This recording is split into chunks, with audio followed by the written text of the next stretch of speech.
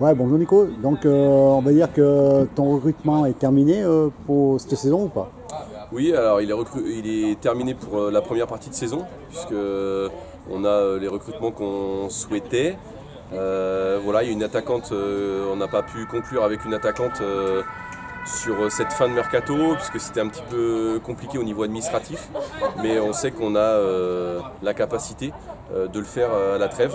Donc on restera attentif sur ça pour les prochaines semaines. Mais pour l'instant, sur cette première partie de saison, c'est terminé avec l'arrivée de Chelsea, qui était une belle opportunité pour nous de renforcer le groupe. Jouer à quel poste déjà? Défense, non? Oui, c'est ça. Chelsea, on s'est connu avec la sélection. Elle a aussi l'expérience de la D2 jusqu'à la finale de la Coupe de France l'année dernière. Elle est en recherche d'un projet de haut niveau. Mais pour l'instant, c'était un petit peu au point mort pour elle. Donc c'est vrai que nos envies se rejoignaient dans le fait qu'elle puisse jouer, accumuler des entraînements, des matchs de bon niveau, et puis retrouver son niveau de jeu pour pouvoir peut-être avoir un projet dans les mois qui viennent ou à la fin de la saison sur une équipe de haut niveau en France. Au niveau de tes recrues, tu as quand même pas mal d'international. Oui, on l'a dit, on était sur un recrutement plutôt au départ français, mais je crois que les agents qui s'occupent des jeunes françaises marchent un petit peu sur la tête. Je crois qu'ils n'aiment pas quand on leur dit, mais c'est la réalité, parce qu'on voit aujourd'hui que tous les clubs s'orientent vers des recrues étrangères, et c'est qu'il n'y a pas de...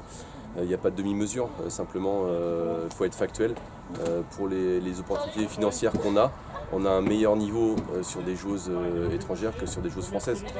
Voilà, donc c'est pas une histoire de préférer des étrangères à des françaises, c'est qu'on a des jeunes joueuses françaises qui sont très mal conseillées et qui malheureusement demandent des exigences un petit peu folles, contrairement à... Enfin, en opposition, on va dire, à leur niveau sportif. Donc voilà, faut pas croire que le GF38 a démultiplié son budget pour avoir des joueuses étrangères. Non, tout simplement, c'est que en adéquation financière avec le niveau sportif, on a intérêt à recruter des joueuses étrangères. Et puis nous, on est très contents, puisque ça apporte aussi une exigence et un cadre d'entraînement qui est un petit peu différent. Les filles se rendent compte du travail qui est fait à l'étranger, de l'investissement qu'il faut mettre à l'entraînement, et pour nos jeunes joueuses c'est encore du plus pour les faire progresser vers le haut niveau. D'accord. Et est-ce que ça pose un souci, un problème, on va dire, au GF, du fait que les internationales, souvent, quand elles partent justement pour jouer pour leur pays, est-ce que ça... C'est une nouvelle donnée à prendre en compte, mais voilà, elles partent beaucoup sur le début de saison, parce qu'on a septembre, octobre, novembre des dates FIFA. Mais après, c'est très clairsemé sur la fin de saison, parce qu'il y a un stage en février, un en avril. Donc ça se fait bien.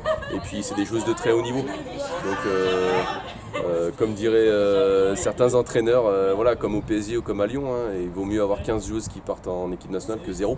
C'est toujours bon signe sur le niveau du groupe, quelque part. Donc c'est pas un problème, c'est un élément nouveau à gérer. D'accord.